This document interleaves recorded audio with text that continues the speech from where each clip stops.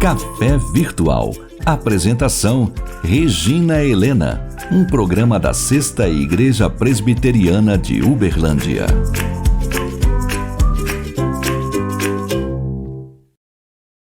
Olá, seja muito bem-vindo ao Café Virtual. Que gostoso um cafezinho, né? E hoje nós estamos aqui para meditarmos mais um pouquinho na preciosa, deliciosa Palavra de Deus. E hoje nós vamos conversar com vocês sobre um tema: pendurando as chuteiras.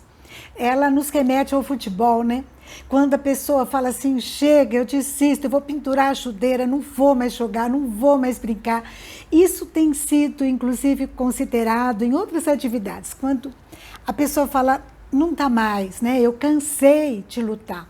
Às vezes algo que começou tão bom, parecia que estava dando tão certo, mas acontecem imprevistos, acontecem derrotas e a pessoa às vezes não quer mais persistir naquela história, né?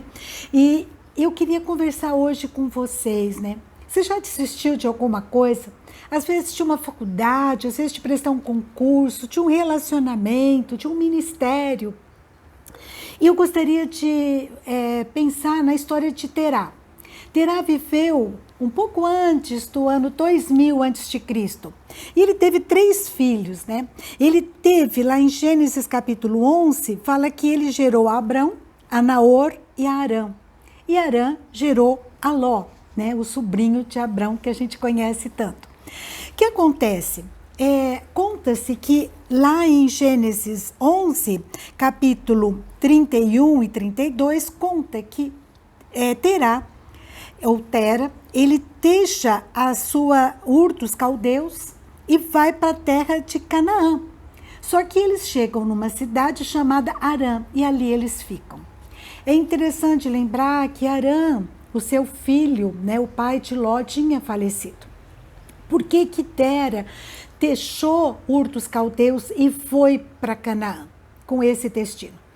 Alguns comentaristas dizem que é porque Abrão tinha recebido uma ordem de Deus para ele ir para Canaã e Tera acompanha seu filho Abrão. Conta-se, segundo lá em Atos, capítulo 7, versículo 2 e 3, Estevão fala que quando Abrão estava em dos caldeus, ainda na Mesopotâmia, ele foi chamado para deixar sua parentela e ir para Canaã.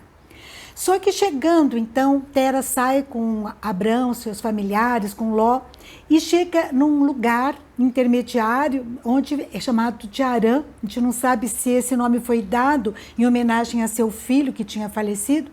E ali ele para, e ele fica lá até morrer. Ele não completa a sua meta, o seu projeto de ir até Canaã. Por que ele para em Arã? Alguns dizem que ele nem deveria ter ido, porque Abrão recebe a mensagem de Deus que era para deixar dos caldeus, deixar sua parentela. Outros dizem que ele foi com Abrão, porque ele estava triste, desolado, possivelmente, né, por conta da perda do seu filho Arã. Não sabemos, né? A gente sabe que muitas pessoas, elas mudam de atividade, mudam de cidade quando tem perdas, né? Como se essas mudanças pudessem ajudar. E elas ajudam? Não, né? Muitas vezes as pessoas mudam de cidade, deixam emprego, deixam familiares, por conta de uma dor, de uma perda, mas a dor faz junto com ela. De qualquer forma, o que eu quero pensar aqui com você é que Tera sai dos caldeus com destino a Canaã e para em Arã. Por que será que nós desistimos de sonhos, de projetos, a gente muda de ideia? Por que será que tem sido um Arã na nossa vida? Arã era um lugar que fica no sul da Turquia, onde tinha muitas tribos arameias da família de Tera, de Abraão. E eles eram idólatras, adoravam a lua. E conta-se que e lá em Josué, capítulo 24, versículo 2, que Tera começou também a servir a esses deuses. E algumas coisas, então, podem, durante o nosso percurso, atrapalhar a nossa trajetória. Fazer com que a gente pinture as chuteiras, né? Arquive sonhos, projetos. E é sobre isso que eu queria falar. Às vezes é por causa de frustrações, de perdas, de fracassos, de medo, né? Às vezes é por causa do distanciamento de Deus, falta de orientação da parte de Deus, porque a gente fica insensível à voz de Deus muitas vezes. Não sabemos o que aconteceu com Terá, mas a gente sabe que durante a nossa trajetória, muitas vezes nós somos tentados a pendurar a chuteira. Você já foi? Eu já, muitas vezes. Vou contar uma delas, né? Eu entrei na faculdade, na USP de Ribeirão, e eu achei, uau, né? Ninguém acreditava, nem eu também. Prestei o vestibular e quando eu passei, eu fiquei tranquila, né? Não me dediquei a estudar. E a primeira prova que eu fiz de química, erradas anulavam certas. E eu consegui tirar 0,25, valendo 10. Naquela noite, eu falei, o que eu estou fazendo da minha vida? Fiquei sem dormir, chorei, falei, eu vou voltar. Eu trabalhava no banco, ainda era menor, 17 anos, mas já trabalhava no banco. Eu falei, eu vou voltar para o banco, eu tinha passado numa faculdade particular também, eu vou fazer essa faculdade à noite, o que eu vou fazer da minha vida? Daí eu comecei a pensar na oportunidade que Deus estava me dando e que eu ia lutar mais por ela. Então, eu orei e Deus trabalhou no meu coração e eu não pendurei a chuteira. E eu estou, graças a Deus. Por quê? Porque eu consegui terminar a faculdade sem segunda época, consegui fazer mestrado, doutorado e desenvolvi uma vida acadêmica que eu curti muito, né? Que foi muito bom para mim. Então, que a gente possa, na hora que a gente quiser pendurar alguma chuteira, antes de você tomar qualquer atitude, ou mudar de cidade, ou ir fazer alguma outra coisa, que a gente possa perguntar para o Senhor, Senhor, trata do meu coração, mostra para mim, eu quero fazer a tua vontade. Eu quero dizer para vocês que em outras ocasiões eu senti Deus ministrando, Deus falando, não só nessa, mas em outras ocasiões. Quando você procura fazer a vontade de Deus, Deus fala, Deus ministra, Deus vai tratando da gente e vai dando paz quando a gente vai indo para o caminho que agrada a Ele. Esse é o nosso Deus, Ele não deixa a gente à deriva, Ele vai falando no nosso coração. Que a gente possa ser sensível à voz dEle. Assim como foi Abrão.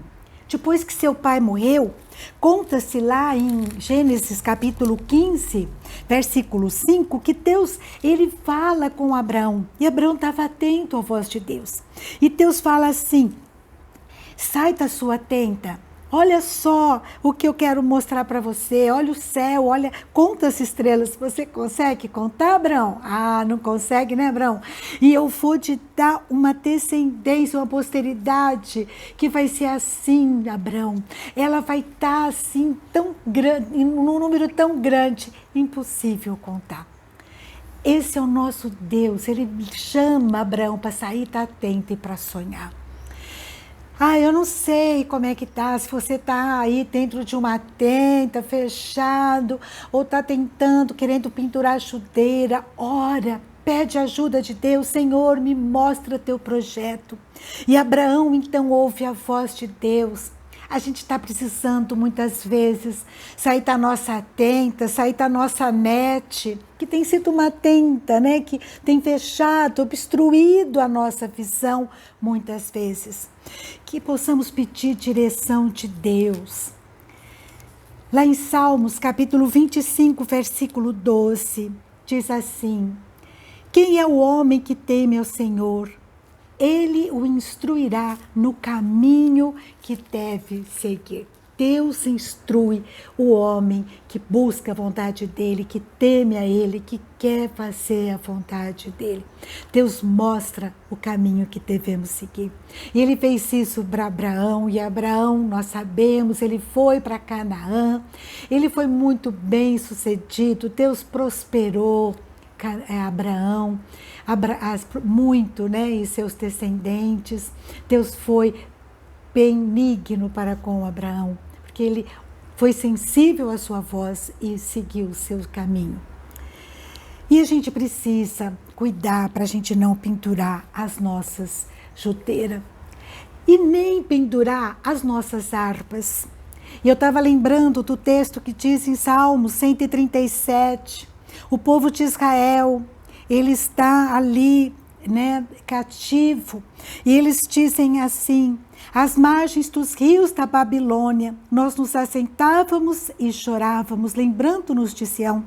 Nos salgueiros que lá havia, pendurávamos as nossas harpas.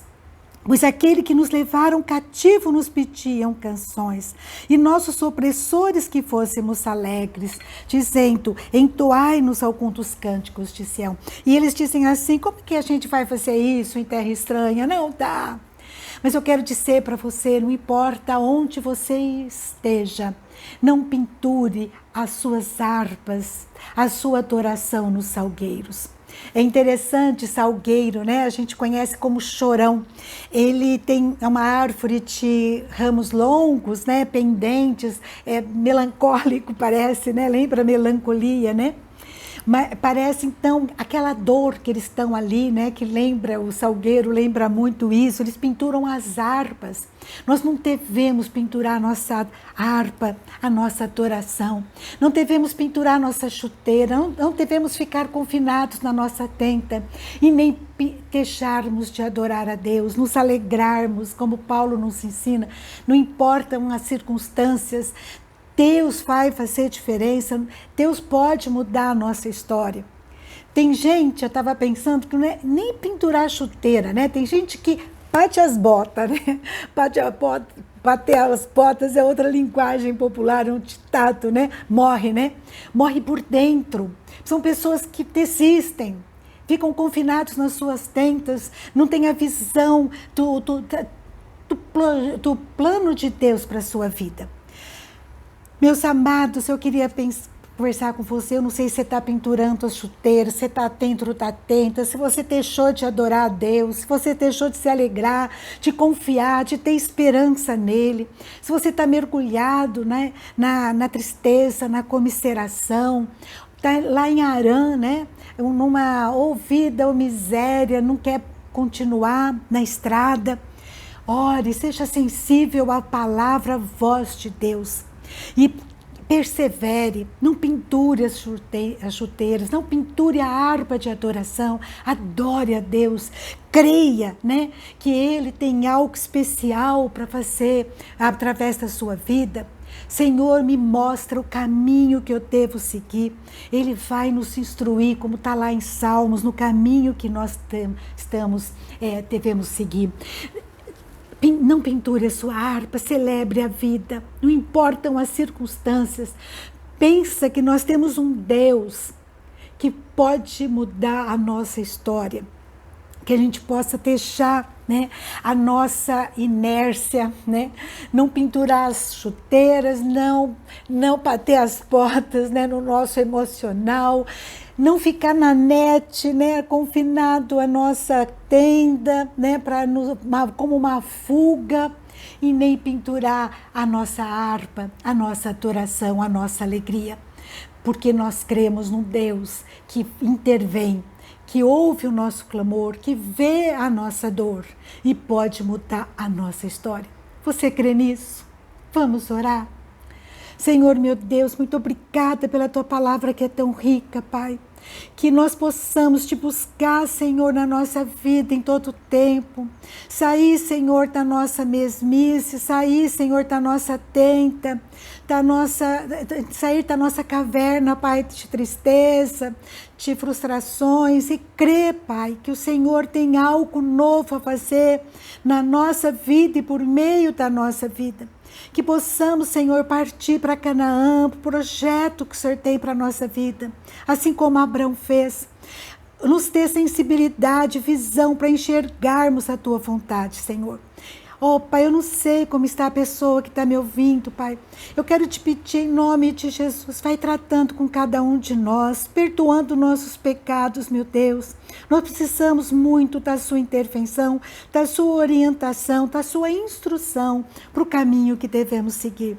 Que nunca paremos antes da hora, Pai, que perseveremos conforme o teu querer, conforme a tua vontade. E desde já te agradecemos, porque o Senhor é um Deus que ouve o nosso clamor e ministra nos corações. Vai falando a cada coração, que possamos, Senhor, sairmos dessa live, sairmos dessa meditação com o coração cheio de esperança, de alegria no Senhor. Sairmos da nossa tenta e nos colocarmos na Tua presença dia após dia, horário após horário, Senhor, o que o Senhor quer da minha vida. Que cada um que está me ouvindo faça isso agora, Senhor. Instrua, meu Deus, em nome de Jesus, pela Tua misericórdia a cada um de nós. Nós te pedimos, Pai, e agradecemos. Amém, Senhor. Amém.